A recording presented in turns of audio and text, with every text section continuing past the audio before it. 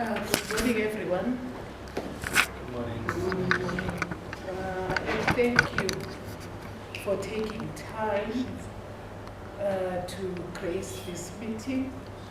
A special welcome to our legislators.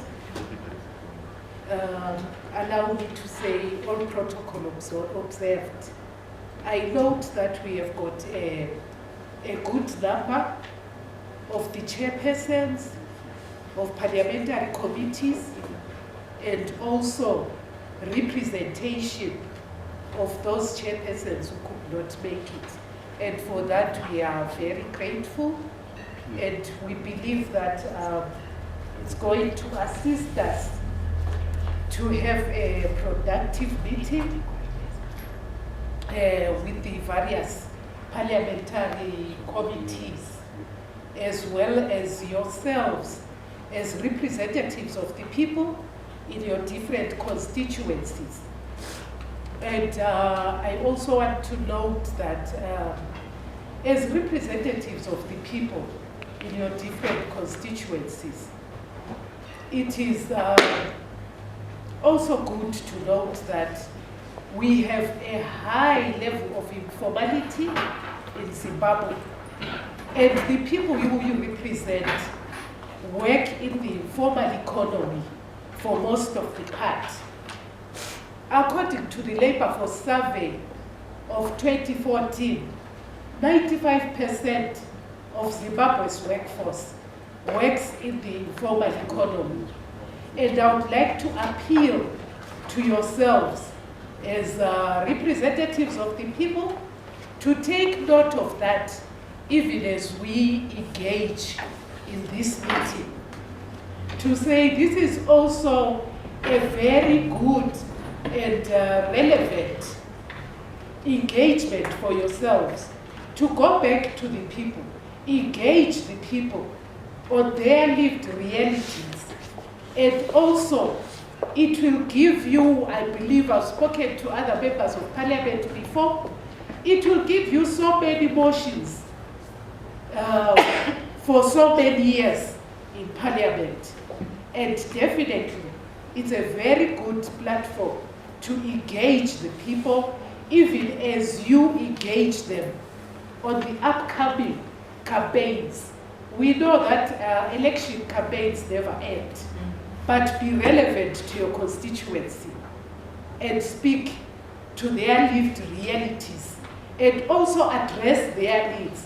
That way, you will never run short of conversations between yourself and your constituencies. I thank you. That was my welcome targeting our parliamentarians and our chairpersons for the various committees.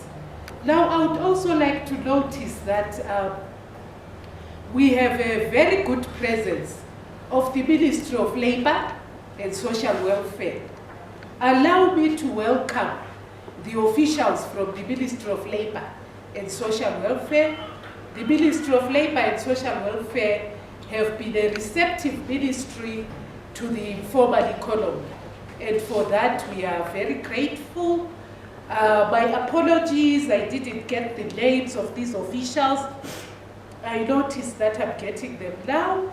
We have the acting director,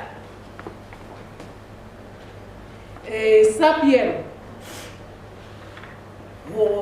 Holwani. Welcome, Mr. Samuel Holwani. We also have Vibai Chiza, the Deputy Director on Employment. And we have Otilia Vudulu, PA to the Director. Can they show by hand so that the parliamentarians also see them? These are officials from the Ministry of Labour. My apologies, Mark touched the name there. Then I would also like to welcome the informal economy players and representatives here present. We have Wabas, we have VSET, we have Bulawayo Vendors and Traders Association, we have ZCIEA, and we are partnering with Oxley Consultants representing SIPE, and we also have the Zimbabwe Cross-Border Traders Association here presented. Straight away, I would like you to notice that the booklet that we gave you on the proposed the National Informal Economy Agenda, we have a proposed framework of a national policy on informal economy agenda. This is the work of all these organizations put together. And today we shall have a short discussion about what is contained in that book and other pertinent issues pertaining to informal economy in Zimbabwe.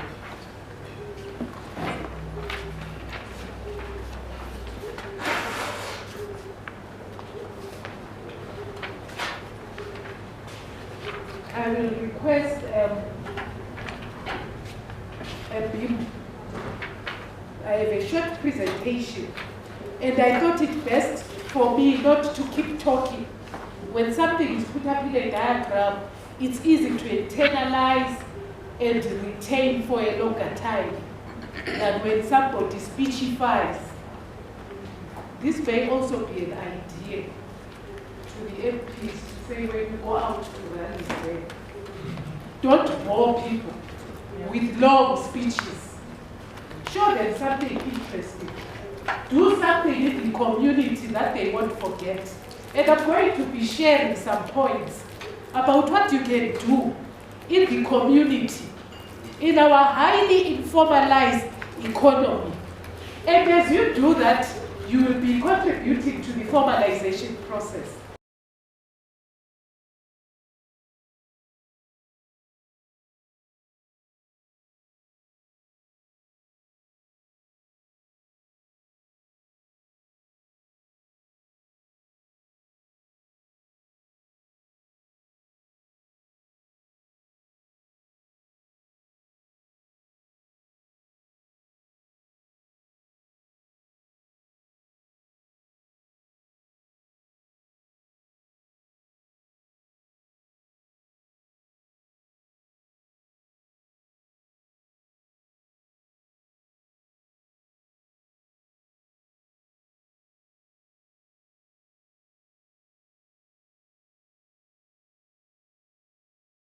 For social protection, I will speak to the informal economy workers and give lived realities. Informal economy workers comprise mostly of women. These women have no set working hours. Although we look at informal economy and see statistics, there is a human face to informality. These are humans. Once we begin to think about it that way, we shall not only have quality and productive engagements, but we shall also have quality debates within our parliament. Nobody will have time to boo the other because they come from a different political party. We will know that the people we represent on the ground need us to have quality engagements, quality decisions, and implementation of those quality decisions, more than they need us to show our partisanship and animosity. So these women do not have access to maternity leave or even quality maternity health services. Why? Because they do not have money to pay the doctor, so they rely on public systems, and some of them cannot even afford the time to go and get a check, to get checked. Because from morning to evening, they have to make sure they make a living. They put food on the table. They pay fees for the children. They buy stationery. You know, there's so much that needs to be done by people working in the informal economy. At at the end of the day, you realize that they will be at their stall or by their corner, selling their wares until the contractions begin.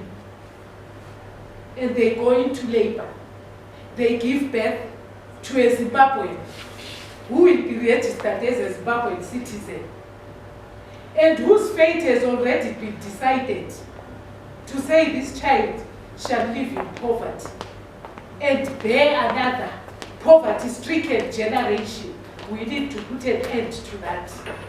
And also put an end to the reputation of being a face of poverty as a country. So we look at these women and say, what do we need to do? What do we need to put in place so that we secure the future of our future generations? When they give birth to that child, barely 3 months after that, the birth of that child, they have the little kid on the back, the baby is on the back, the mother is back at work. The child does not know what a cradle is. They don't know what a crib is. The mother has no time to sing a lullaby to the baby. The baby is already working with the mother, and the mother has got to lay the child by her side as she plies her trade.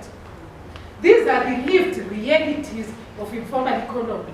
And what we have seen, I will give an example of something which happened in Basuko. A woman trader was in the street selling her tomatoes. She had a baby, and like every other mother who makes a living from informal economy, she put her baby by the side. And as the baby was sleeping, the local authority, police, whether they are police or officers, came and started chasing people. The mother had to run. So she had a lot to take care of. Either lift up her waist or lift up the baby. She chose to say, let me run with what will give my baby and other children food at home. And she put a wrapper which we wrap around our waist as women, she put it on top of the baby and ran. This officer who was driving looked at that wrapper and said, this woman is mad. She's leaving her tomatoes here. I will crush them. He ran over the baby, reducing the baby to a pulp. So as an organization, we had to come in, we assisted in bearing the baby.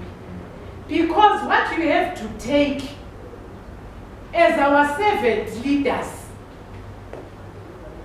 is that the systems are unfriendly. There's too much red tape in our systems. Even if the local authority was given a report, too much has got to be done before they can say, okay, guilty as charged, we will assist, and so on and so forth. Let's put humanity first and remove the red tape.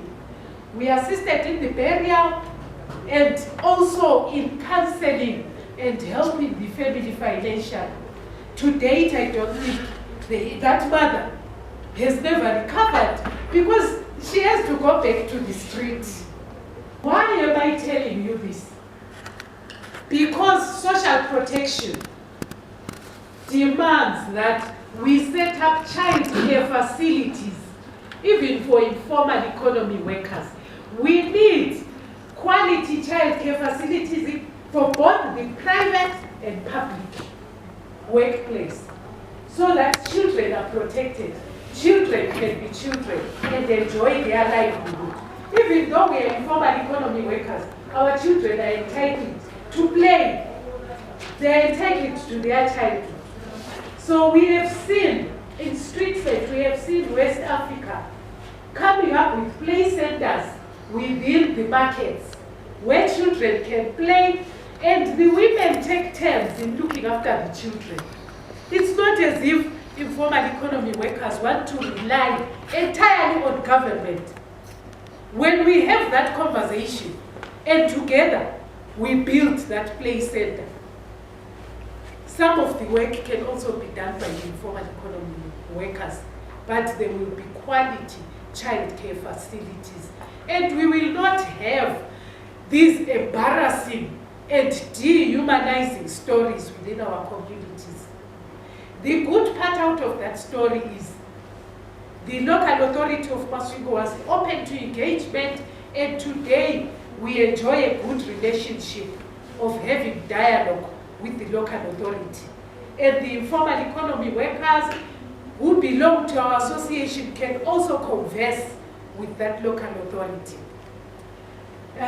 Social protection also speaks to the availability of universal healthcare facilities. Healthcare facilities are needed, especially in this era of COVID-19. How are our health facilities on the ground? Do we really have the much needed oxygen for those who suffer from COVID-19 or those who are affected? Can we cater for them? Are we also able to protect the medical staff who do the work in our medical institutions? That is a food for thought, and also another topic for discussion for our parliamentarians to make sure wherever you are, Chimanimani, Chipinge, Gwanda, Bulawayo, you visit those places. Not even visit, because it can also mean that sometimes one is scared to say, would I contract this disease or whatever? There can be communication to check what's in place in my constituency. What if people fall ill? Because it won't only be the electorate that falls ill.